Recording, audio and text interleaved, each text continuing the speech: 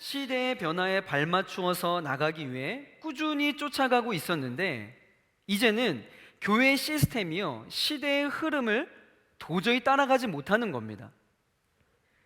그리고 교회가 시대의 흐름과 유행에 또 트렌드에 민감하게 반응하다 보니까 교회의 피로도가요, 누적되는 겁니다. 교회가 지쳐버리는 것이죠. 지금 한국 교회가 포스트 코로나 시대를 대비하여서 미래 시대를 분석하고 발빠르게 무언가를 준비하고 있습니다. 영상 예배를 위한 시스템도 구축을 하고요, 다양한 온라인 컨텐츠들을 만들고 분주하게 움직이고 있습니다. 그런데 여러분, 우리가 이 시점에서 정말 잘 생각해 봐야 하는 것이 있습니다. 본질을 놓쳐서는 안 됩니다. 기독교의 본질, 예배의 본질, 복음의 본질을 놓치고 그 방법론에만 온통 신경 쓰고 있으면 이것은 무엇인가? 이 주객전도가 된 건강하지 못한 모습입니다. 본질을 놓치지 않으면서 현상을 어떻게 고려하여 예배할 수 있을까에 대해서 고민해야 하는데, 본질은 잊은 채 코로나 사태로 인한 예배의 환경만을 생각한다면 여러분, 절대 대안이 나올 수가 없습니다. 사랑하는 여러분, 기독교는요, 그 시작부터 예배가 중심에 있었습니다. 그리고 시대의 흐름 속에서 예배 형식의 변화는 지속적으로 이루어졌어요. 그러나 기본적으로 주님의 이름으로 함께 모여 예배하는 그 중심의 틀은요, 절대 무너져서는 안 됩니다. 초대교회 이후 수천 년의 역사가 흘렀음에도 불구하고 교회 공동체가 무너지지 않은 이유가 무엇일까요? 교회에서는요, 단순히 일방적인 말씀의 선포만 일어나는 것이 아니라 인격과 인격의 교제가 있고, 성도의 돌봄이 있고, 성례가 있고, 함께 마음을 모아 부르짖는 기도가 있는 것입니다. 그렇기 때문에 인터넷이 아무리 발달이 되고 4차 산업혁명이 일어나 세상의 모든 것이 변한다고 하여도 함께 모여 하나님을 예배하고 찬양하고 부르짖는 기도의 모임은 변하지 않을 것입니다. 그래서 우리 청년국은, 또 우리 오륜교회는 모이는 데 힘쓰는 공동체가 될 것입니다. 이전처럼 뜨거운 예배의 현장을 회복해야 됩니다. 개인의 삶의 예배뿐만 아니라 함께 모여 열정적으로 예배하는 일에 힘쓰는 저와 여러분이 되기를 주의 이름으로 간절히 축복합니다. 자, 우리 그런 의미에서 옆 사람에게 모이는 데에 힘씁시다 함께 인사할까요? 네, 모이는 데에 힘쓰시는 저와 여러분 되기를 축복합니다. 지난주에 이어 오늘도 이 사사기의 말씀을 가지고 함께 은혜 나누고자 합니다. 제가 사사기 말씀을 전하면서 계속적으로 강조하는 것은요, 사사기의 영웅은 삼손도 아니고 에훗도 아니고 드보라도 아니라는 것입니다. 사사기의 진정한 영웅은 단 한 분, 바로 하나님임을 믿으시길 바랍니다. 사사기는요, 하나님과 하나님의 일을 기억하지 못한 사람들이 각기 소견에 오른 대로 행하여 하나님을 알고 사랑하고 순종하는데 실패한 이야기를 담고 있습니다. 만약에 그 이야기로만 끝난다면 사사기는 과거에 역사를 기록한 또 하나의 역사책에 불과할 것입니다. 그러나 사사기는요, 여기서 끝나는 게 아니에요. 사사기의 핵심은 그런 이스라엘 백성들을 향하여 오래 참으시고, 또 그들의 반역과 불순종 속에서도 그들을 구원하기 위한 하나님의 끊임없는 사랑에 대한 이야기입니다. 구원받을 자격 없는 우리들에게 그 기회를 주고자 가르쳐 알게 하시는 하나님의 이야기로 함께 들어가 보도록 하겠습니다. 오늘 보면 사사기 3장은 가나안 땅에 남겨둔 가나안 족속에 대한 이야기입니다. 그리고 그 남겨두신 이방 민족이 바로 오늘 본문의 주제이자 오늘 설교를 풀어나가는 데 있어서 핵심 키워드입니다. 자, 그런데 사사기 1장부터 본문을 쭉 읽어서 3장의 오늘 본문까지 이르게 되면 무언가 해석의 난관에 부딪히게 되는 것을 느끼게 될 겁니다. 성경의 표현대로라면 1장의 이스라엘은요, 우리가 지난주에 살펴본 것처럼 다양한 이유로 가나안 주민들을 쫓아내지 못했다라고 표현을 하고 있습니다. 그런데 한 장은 넘어간 2장에서는요, 전혀 다른 내용이었어요. 여호와의 목소리를 순종하지 않아서 가나안 주민들을 쫓아내지 아니했다라고 말하고 있습니다. 쫓아내지 못한 것과 쫓아내지 아니한 것은 엄청난 차이가 있다고 우리 지난주에 함께 이야기 나눴어요. 그런데 오늘 3장에서는요 또 다른 반전이 나옵니다. 1장과 2장에서의 이스라엘 모습이 달랐다면 오늘 2장과 3장에서도 하나님의 말씀이 전혀 다르게 표현되고 있는 것을 우리가 보게 됩니다. 2장에 의하면 분명 이스라엘 백성들은 하나님의 말씀을 순종하지 않아서 의도를 가지고 그렇게 가나안 주민을 쫓아내지 아니했다라고 표현했어요. 그런데 오늘 3장 2절에 보면 전혀 다른 뉘앙스의 표현이 나오고 있어요. 자, 우리 3장 2절 우리 함께 읽어보겠습니다. 시작.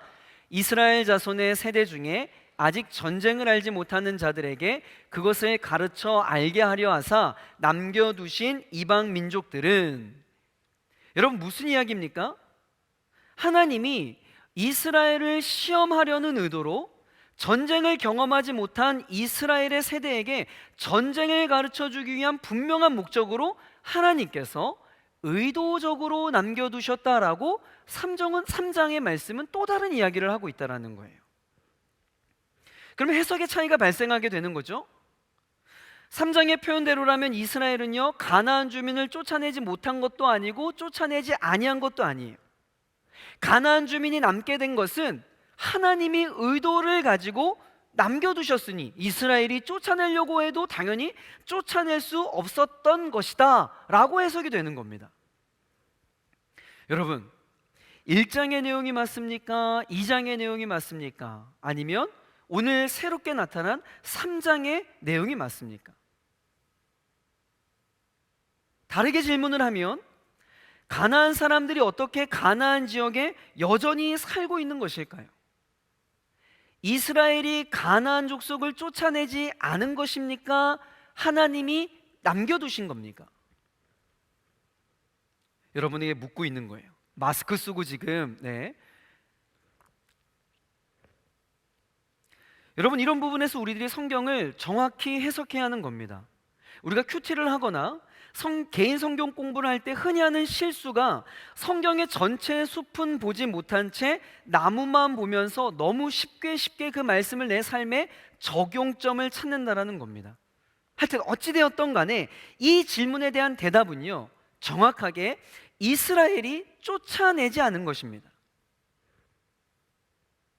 하나님은 이스라엘 백성들에게 틈만 나면 이 명령을 하셨어요. 기회가 될 때마다 이스라엘아 들으라, 너희들이 가나안 땅에 가면 결코 그들과 타협하지 말고 그들을 쫓아내야 돼. 이건 정말 내가 너희들한테 하는 부탁이고 명령이야. 계속적으로 틈만 나면 이스라엘 백성들에게 말씀하시고 각인시켰어요. 하나님은 그렇게 이스라엘 백성들을 향하여 말씀하였음에도 불구하고 이스라엘 백성들이 하나님의 말씀을 듣지 않았고 자신의 생각과 자신의 편의와 자신의 경험을 살려서 결정했던 겁니다. 하나님은 아주 큰 그림을 가지고 계시는 분이세요. 이스라엘 백성들이 가나안 족속을 쫓아내지 않을 때 파생되는 다양한 부작용들을 이미 알고 계셨기 때문에 이스라엘 백성들에게 그러한 요구를 했던 겁니다. 그런데 이스라엘 백성들은 당장의 편리와 당장의 기쁨과 당장의 즐거움 위에 자기의 소견에 오른 대로 행동하고 결정했던 거예요. 자, 그러면 여기에서 우리는 이런 질문을 던져봐야 합니다. 그럼 결론은 이스라엘 백성이 가나안 족속을 쫓아내지 않은 건데, 불순종해서 쫓아내지 않은 건데, 왜 오늘 본문인 사사기 3장에서는 하나님이 가나안 족속을 남겨두셨다라고 표현하고 있는 걸까요? 그리고 이 본문을 가지고 우리 삶에 어려운 일이 있고 뜻대로 되지 않는 일이 있다면 그것은 하나님이 우리를 시험하는 것이라며 설교를 하는데, 이 본문을 가지고 그렇게 단편적으로 우리 삶에 적용해서는 안 된다라는 거예요. 더 크고 더 넓은 시각을 가지고 오늘 본문을 들여다봐야 그 안에 숨겨져 있는 하나님의 진심, 우리를 향한 하나님의 그 사랑의 속성이 이 오늘 3장에 들어있음을 발견하게 된다라는 거예요. 자, 먼저 이러한 퀘스천을 가지고 오늘 1절의 말씀을 다시 한번 읽어보겠습니다. 자, 1절 함께 읽습니다. 시작. 여호와께서 가나안의 모든 전쟁들을 알지 못한 이스라엘을 시험하려 하시며. 아멘. 여기에서 저와 여러분들을 혼돈하게 하고 해석의 본질을 흐려지게 만드는 걸림돌이 무엇이냐면 바로 이 시험이라고 하는 단어입니다. 우리는 시험이라는 단어를 입으로 내뱉는 순간 우리의 머릿속에는 이 수학능력 시험과 같은 테스트의 의미로 해석이 되고 적용을 해버려요. 그래서 하나님이 우리를 일부러 어려운 상황으로 몰아넣어서 혹은 우리의 어떤 잘못 때문에 심판의 상징으로 그 믿음의 레벨을 테스트한다라고 너무 쉽게 단정적으로 해석한다라는 거죠. 그런데 여러분, 시험은요 크게 세 종류의 카테고리로 나누어서 생각해 볼 수가 있습니다. 시험의 첫 번째 의미는요, 저와 여러분이 기본적으로 알고 있는 선발 시험이라는 의미예요. 우리가 흔히 알고 있는 이 수학 능력 시험이나 또 직장에 들어가기 위한 입사 시험과 같은 것들이 대표적인 케이스겠죠. 여러분, 이런 시험의 목적은 무엇일까요? 가장 뛰어난 사람이 누구인가? 가장 실력 있는 사람을 선발하여서 탁월하고 유능한 소수 정예를 추려내는 것이 이 시험의 목적이라고 할 수 있어요. 여러분, 이것이 세상에서 행해지고 있는 가장 대표적인 시험입니다. 그러나 여러분, 하나님에게는 이런 시험이 없어요. 선발 시험을 통해 12제자를 뽑은 게 아닙니다. 갈릴리 바닷가에서 이 수천 명의 어부들을 모아다가 가장 짧은 시간에 가장 많은 물고기를 잡은 소수정예 12명을 뽑은 게 아니에요.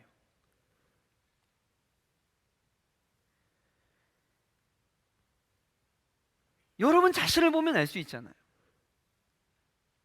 여러분이 남들보다 탁월한 윤리의식과 거룩함이 있어서 그 선발 시험에 통과해서 여러분이 하나님의 자녀로 이 자리에 앉아 있는 겁니까?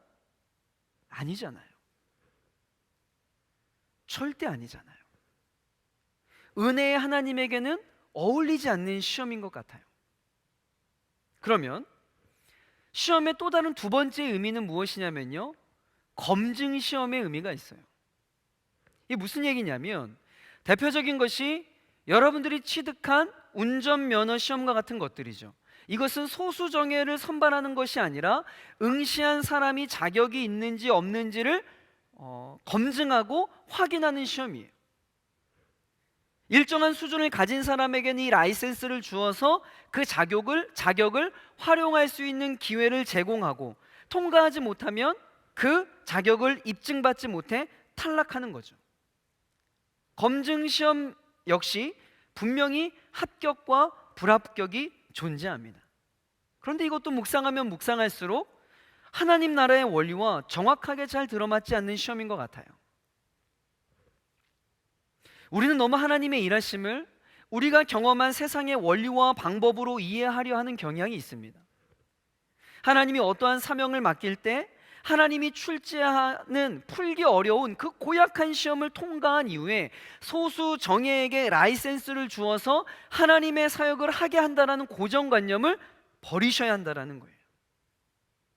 하나님께서 일하시는 방법과 우리가 일하는 방법은 질적으로 차원이 다른 겁니다. 이것을 성경에서는 주권, 하나님의 주권이라고 표현을 하죠. 사사기 3장 이후에 등장하는 사사들만 봐도요, 어떠한 조건이 있어서 그 조건에 부합하여서 하나님의 일들을 감당하는 것이 아님을 우리는 금방 알 수 있어요. 이후에 사사들의 캐릭터들을 보세요. 장애를 갖고 있는 사람도 있었습니다. 무명한 사람도 있었어요. 부족한 자들이에요. 그런데 그 시대의 영웅으로 등장하는 것은, 그 시대의 그 어떤 시대적 문제를 해결하는 해결자로 나타나는 것은 우리의 상식으로 이해가 되지 않는 일입니다. 그러니까 우리가 성경에 나오는 이 시험이라는 단어를 너무 선발과 자격을 검증하기 위한 이 세상의 프레임으로 해석해서는 안 된다라는 거예요. 여러분, 하나님의 일은요, 어차피 하나님의 은혜로 시작된 것입니다. 은혜로 시작해서 은혜로 진행되고 은혜로 끝이 나야 그것이 진정한 은혜의 항해인 것이죠. 다시 말하면 하나님의 사역은요, 누가 시작합니까? 하나님이 시작하세요. 그리고 하나님이 진행하시고요, 하나님이 그 일을 책임지시기 때문에 굳이 하나님이 고약한 선발자가 되어서 인간들을 선발하고 떨어뜨리고 검증하는 시험을 행할 이유가 없다라는 거예요. 하나님께서 다 하십니다. 그러면 한 가지 남아있는 시험의 세 번째 의미가 무엇일까요? 그것은 바로 교육이라고 하는 의미가 담겨져 있습니다. 시험의 세 번째 의미라고 할 수 있는데 바로 교육하기 위함이라는 것이죠. 여러분, 하나님의 시험은요, 우리들을 가르치는 과정 중에 하나라는 것입니다.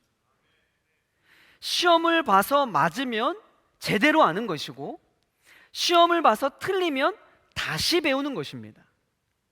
그러니까 맞는 경우도 틀린 경우도 그 목적은 뭐예요? 정확히 알게 하려 함에 있다라는 것이죠. 그래서 결국 하나님의 자녀들이 하나님 안에서 행복하게 살게 하려 하는 하나님의 큰 그림이 우리를 향한 시험의 궁극적인 목적이라는 거예요. 성경의 역사를 보면요, 하나님은 하나님의 다양한 방법을 통해 하나님의 백성들에게 알려주셨습니다. 계시를 통해서, 선지자를 통해서, 기적을 통하여서, 다양한 사건과 경험을 통하여서, 체험을 통하여서, 말씀을 통하여서 하나님은 우리들에게 그분의 뜻을 알려주십니다. 만약에 이때에 그때 하나님께서 알려주시는 것들을 우리들이 캐치하고 우리의 삶에 적용하고 하나님의 뜻과 계획을 알아들으면 하나님은 이러한 시험이 굳이 필요 없는 거예요. 그런데 하나님이 이렇게 다양한 방법을 통해 알려주셨음에도 불구하고 이해하지 못하고 깨닫지 못하여서 순종하지 않으면 하나님이 그때 사용하는 방법이 재교육을 받아야 하는 것인데, 이것을 가리켜 성경에서는 시험이라고 표현한다라는 겁니다. 성경에서 시험이라는 표현이 적어도 오늘 본문에서만큼은 어떤 선발이나 점검이 아니라 그의 백성들을 위한 사랑의 방편으로 행하는 재교육임을 여러분 믿으시길 바랍니다. 그래서 2절에서는요, 좀 더 그런 의미를 부각해서 이렇게 달리 표현하고 있어요. 자, 2절 다 함께 읽겠습니다. 시작. 이스라엘 자손의 세대 중에 아직 전쟁을 알지 못하는 자들에게 그것을 가르쳐 알게 하려 하사. 아멘. 여러분, 1절에서 시험하려 하시며 라고 표현한 것을 2절에서는 그 의미를 좀 더 우리들의 언어로, 인간의 언어로, 우리들이 이해할 수 있는 부분으로 바꾸어서 표현한 게 무엇이냐면 그것을 가르쳐 알게 하려 하사라고 표현하고 있는 거예요. 여러분, 그런데 우리가 여기서 잘 생각해야 할 것이 있습니다. 우리 성경 묵상을 할 때 놓치지 말아야 할 것이 무엇이냐면 이 본문을 통해 드러나는 하나님의 성품이 무엇인가, 그리고 더 나아가 하나님의 관점으로 그 본문을 바라다 보는 겁니다. 그리고 하나님의 마음을 헤아려 보는 거죠. 이 사건 속에서 하나님의 마음이 어떠하셨을까? 이 인물을 바라보는 하나님의 마음은 어떠했을까? 그 하나님의 마음을 본문 속에서 느껴보는 거예요. 우리는 늘 시험하시는 하나님, 그리고 그 반대편에서 시험받는 우리들, 이러한 틀에 갇혀서 마치 하나님을 얄궂은 하나님으로 인식하고 우리는 그 얄궂은 하나님으로부터 고통을 당하는 연약한 피조물의 개념으로 바라볼 때가 너무나 많이 있어요. 그런데 여러분, 아닙니다. 이 말을 여러분이 어떻게 받아들이실지 모르겠는데, 여러분, 가르치는 사람과 가르침을 받는 사람 중에 여러분 누가 더 쉬울까요? 가르치는 사람과 가르침을 받는 사람 중에 누가 더 쉬울까요? 인정하기 싫은 건가요? 누가 더 준비를 많이 하고 누가 더 신경을 많이 쓰고 누가 더 힘들고 누가 더 바쁠까요? 당연히 가르치는 사람이에요. 하나님이 우리들을 시험케 하고 우리를 가르쳐 알게 한다는 것은요, 시험 받는 우리들이 힘들고 우리가 고통당하는 입장이고 우리가 힘든 것이 아니라 가르치는 하나님의 열심과 사랑과 희생이 더 크다라는 것입니다. 여러분 모두 똑똑해가지고 나머지 공부라는 것을 해본 적이 없겠지만, 저는 저의 초등학교 저학년 시절을 떠올려 보면요, 아이들보다 항상 늦게 집에 갔던 기억이 있습니다. 돈이 많아서 과외를 한 것이 아니라요, 자동 과외, 이 나머지 공부, 정말 이 수치스러운 일입니다. 누가 크게 비웃었는데, 여러분 지금 초등학교에서 받아쓰기 안 하는 거 알고 계세요? 받아쓰기 안 하거든요. 근데 저는 국민학교를 다녀서 받아쓰기 겁나 했거든요. 왜 하는지 모르겠어요. 안 씁니다, 이게 니은 히읗인지 뭐 너무 헷갈렸거든요. 정말 매일매일 지옥과 같은 생활이었어요. 시험 보고 더 비참한 것은요, 끝나자마자 바로 오늘 나머지 공부할 사람 선생님이 친구들 앞에서 호명해 줍니다. 그럼 저는 의도치 않게 매일 개인 과외를 했어요. 주로 1대1 과외를 많이 선생님과 했었어요. 5학년 2반 담임 선생님 늘 1대1 과외를 많이 했습니다. 아이들은 그 따스한 햇살이 내리쬐는 운동장에서 뛰어노는데 저는 나머지 공부로 받아쓰기 하면 정말 비참합니다. 그때 제 마음속에 드는 생각이 뭐냐면, 선생님, 이 못난 제자를 그냥 포기하세요. 그냥 저를 버리세요. 한글 몰라도 됩니다. 포기하시고, 선생님도 가정이 있잖아요. 선생님 돌아가세요. 제발 저를 포기하세요. 여러분 선생님도 일찍 집에 가고 싶지 않겠어요? 그런데도 그 한 학생 앉혀놓고 재교육을 시키는 겁니다. 포기하는 게 더 쉽고 빠를 텐데 말이죠. 나머지 공부하는 저의 수고가 더 큰가요? 저 포기하세요, 안 하고 싶어요 라고 하는 저의 수고가 더 큰가요? 한 아이라도 제대로 한글을 가르쳐 보겠다라고 그 늦은 시간까지 퇴근하지 못하고 그 한 아이 붙들고 있는 선생님의 수고가 더 큰가요? 여러분 바로 이거예요. 하나님이 저와 여러분을 대하실 때 그냥 포기하고 그냥 내버려 두는 게 여러분 더 쉬웁니다. 더 쉬운 일입니다. 그냥 죄악의 구렁텅이에서 세상과 짝하고 세상에 취해 살다가 지옥을 향하여 나아가도록 내버려 두고 포기하는 게 힘들이지 않고 더 쉬운 방법이라고요. 그런데 하나님 그러지 않는 거예요. 하나님의 속성상 그럴 수 없는 거예요. 매번 하나님을 배반하고 하나님의 말씀에 순종하지 않고 하나님만을 이용만 하는 이스라엘 백성을 그냥 내쳐버리는 게 하나님의 입장에서 편한 방법이었을 겁니다. 그런데 그렇게 하지 않는 거예요. 왜요? 그분의 사랑 때문에. 어떻게 하면 하나님을 떠날까 틈만 보고 있는 우리들이지만, 그런 우리들을 내치지 않으시고 끝까지 붙드시는 것이 하나님의 사랑이요 말로 할 수 없는 하나님의 은혜인 줄 믿으시길 바랍니다. 사랑하는 여러분, 사랑하는 청년 여러분, 청년의 때에 우리가 붙들어야 할 것이 바로 이 하나님의 사랑이요 은혜인 줄 믿습니다. 내가 계획한 대로 인생이 펼쳐지지 않아서 여러분 속상하신가요? 내가 원하던 인생의 방향으로 나아가지 않는 것 같아서 불평의 마음들로 여러분 가득 차 있으세요? 그래서 하나님이 나를 시험하고 있다며 하나님을 원망하고 있지는 않으세요? 아니요 여러분, 하나님 그런 분 아니세요. 하나님은 여러분의 불순종으로 인한 결과까지도 선한 것으로 바꾸고자 애쓰시고 계시는 사랑의 하나님이신 줄 믿으시길 바랍니다. 하나님보다 세상을 더 좋아하고 하나님의 말씀보다 세상의 가치를 따라 살아가는 우리들의 불순종으로 하여금 겪게 되는 다양한 고난의 순간 속에서도 하나님은 결코 여러분을 포기치 아니하시고 재교육을 통해서라도 나머지 공부를 통해서라도 저와 여러분을 살리고자 오늘도 애쓰시고 계시는 은혜의 하나님인 줄 믿으시길 바랍니다. 그러니까 여러분, 여러분 절대 포기하지 마시길 바랍니다. 여러분 좌절하지 마세요. 하나님도 여러분을 포기하지 않으시고 하나님도 여러분을 내버려 두지 않으시는데 왜 여러분이 여러분의 인생을 포기하고 왜 여러분의 인생을 평가하며 그렇게 여러분 인생을 놓고 계십니까? 하나님이 여러분을 붙잡고 계시면 회복과 승리를 경험하게 될 줄 믿습니다. 여러분 지금까지 좀 말씀을 정리해 볼까요? 가나안 주민이 남아있는 것은 이스라엘이 쫓아내지 않았다는 것이고 하나님이 시험하신다라는 것은 다시 가르치신 하나님의 사랑과 은혜의 표현이라는 것을 우리가 함께 나누어 보았습니다.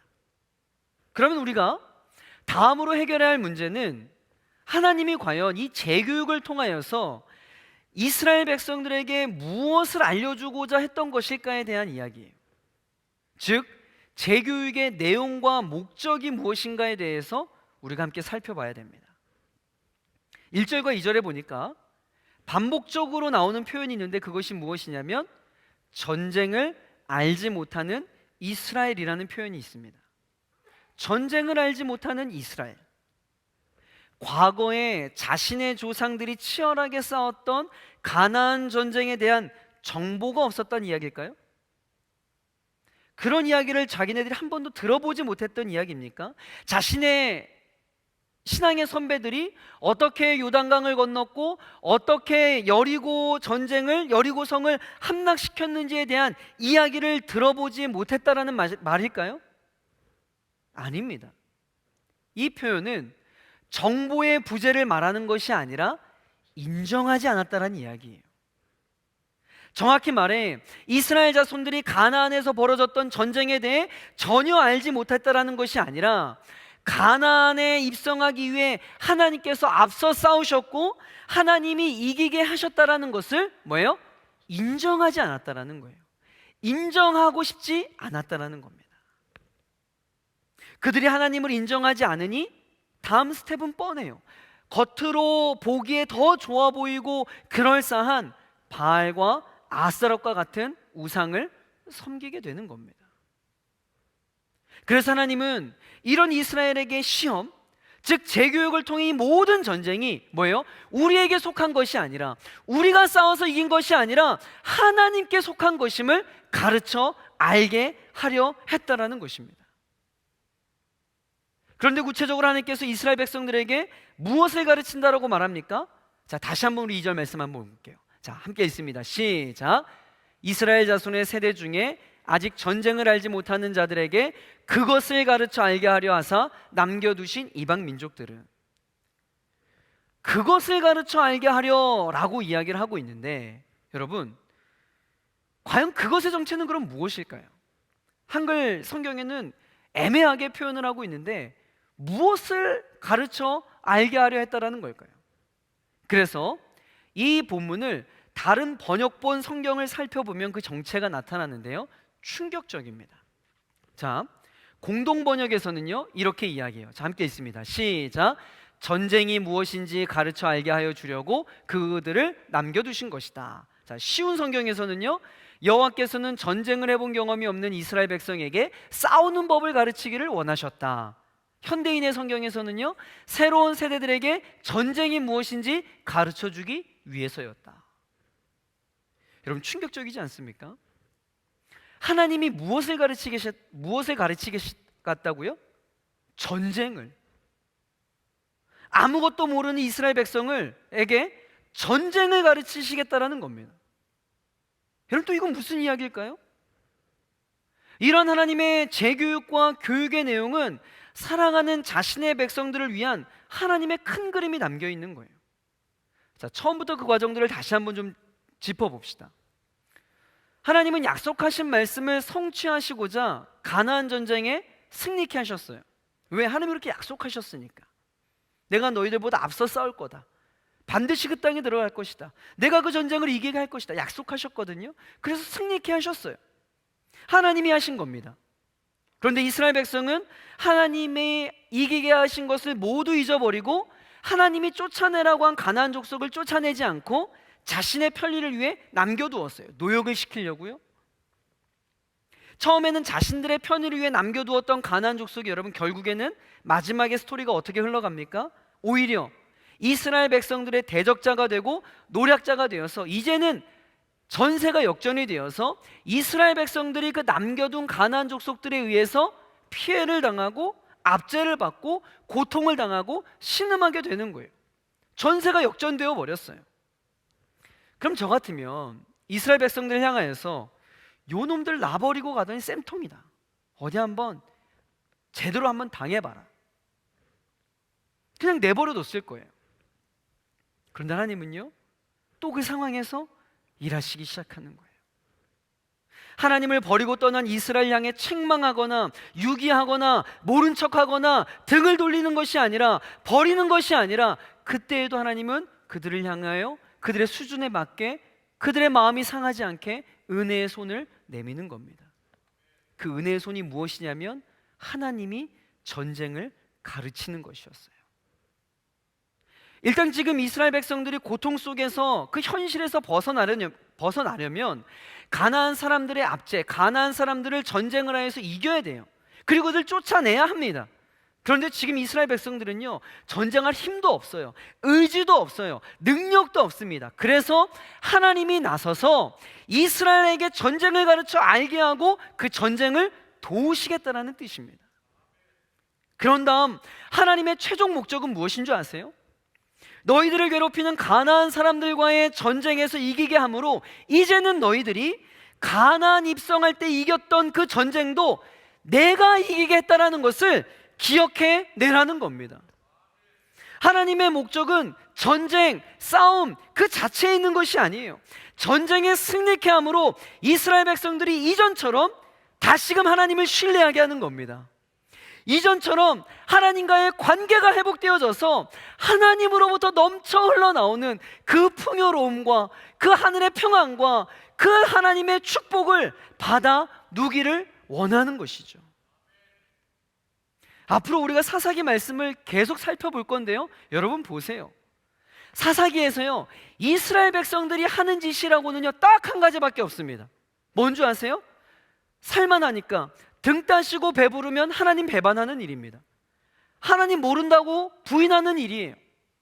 그들이 하는 짓이라고는 그것밖에 없어요. 하나님 좀 모르겠는데요? 하나님이 언제 그러셨어요? 하나님이 내 삶에 일하셨나요? 그거 제가 한 거예요. 하나님 좀 모르겠습니다. 이 집밖에 없어요.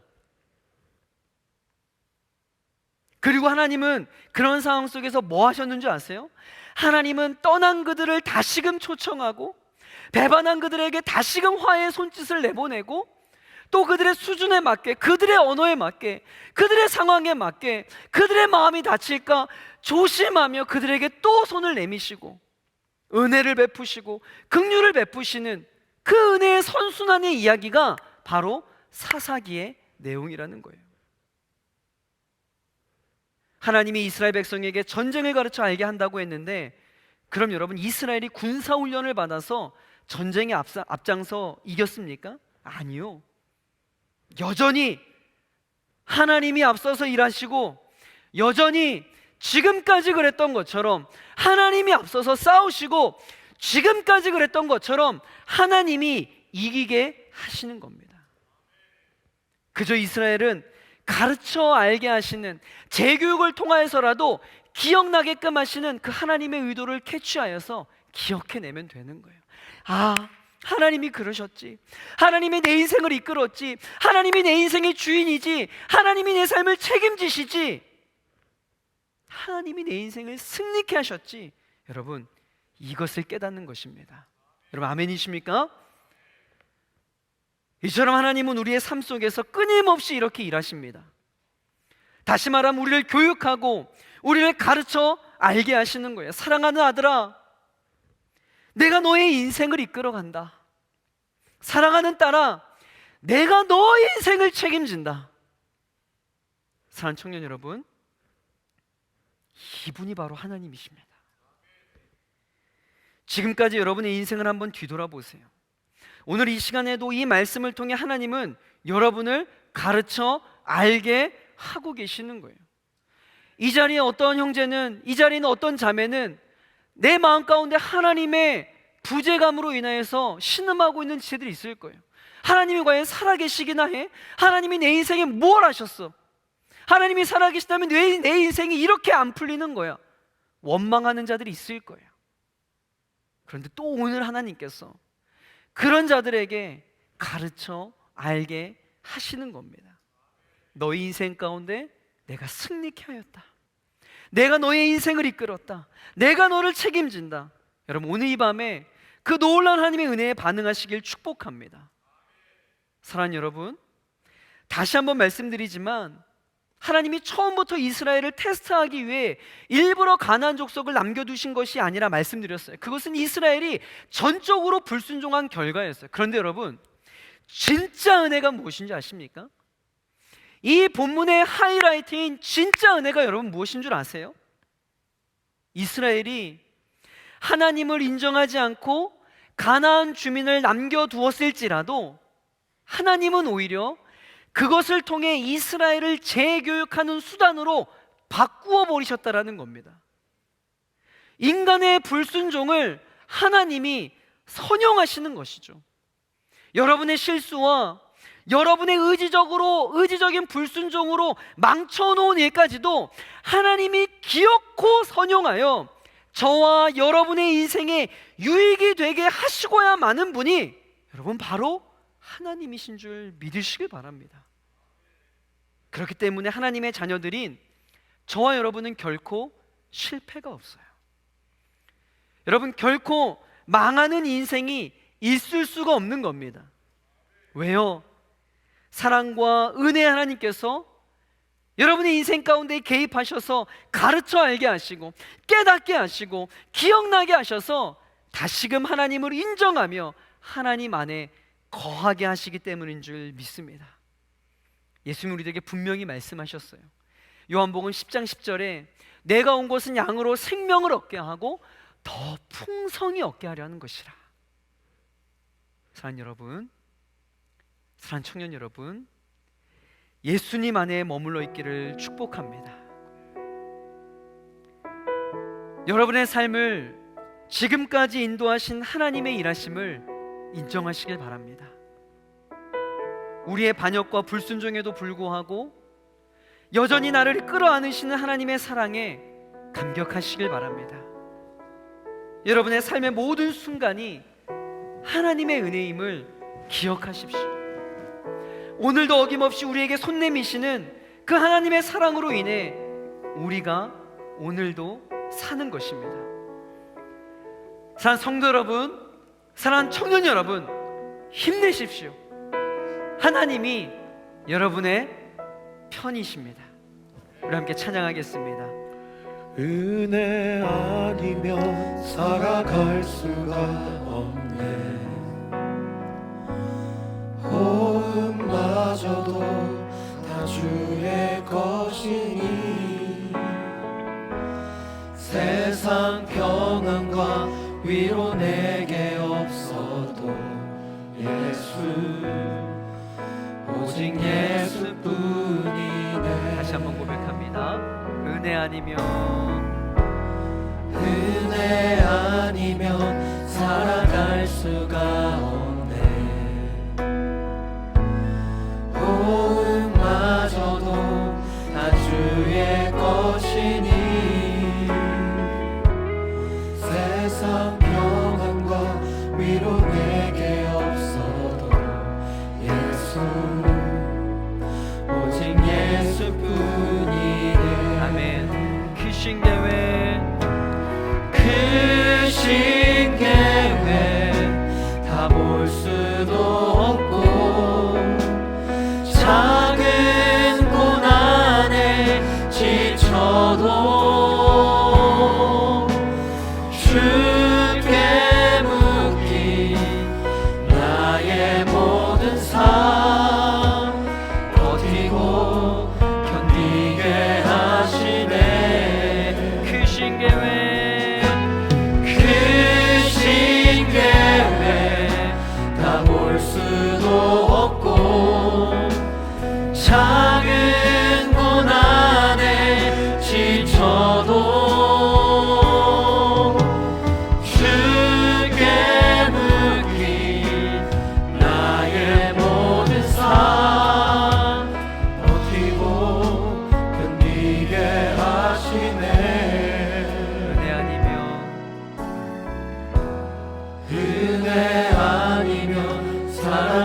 수가 없네.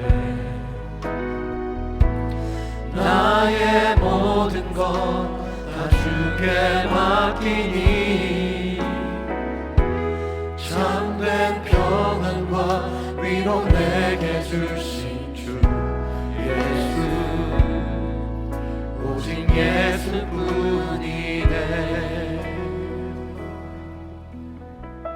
사랑하는 여러분, 우리는 오늘 사사기 3장의 말씀을 통해 끊임없이 하나님을 대적하고 또 하나님을 배반하고 하나님을 거역하는 이스라엘 백성들의 모습을 살펴보았습니다.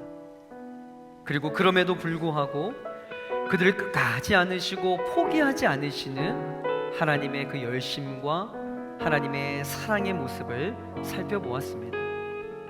여러분, 본문은 단순히 이스라엘 백성들의 모습을 알려주기 위함이 아니라 그 이스라엘 백성의 모습은 다름 아닌 저와 여러분의 모습임을 오늘 본문은 말하고 있는 겁니다. 하나님을 사랑한다고 하면서도 기회가 되면 내 인생을 책임져 줄 것만 같은 다른 것들을 의지하고 기대하며 살아가는 우리들의 모습인 것이죠. 그러면서도 우리는 늘 하나님을 오해합니다. 내 삶을 인도하지 않으셨다고? 내 삶을 돕지 않았다고? 내가 원하는 것들을 주지 않았다고? 아니요. 여러분, 하나님은 여러분을 위해 다 주셨습니다. 사랑하는 독생자 예수를 우리에게 내어주기까지 모든 것을 내어주시며 사랑하셨습니다.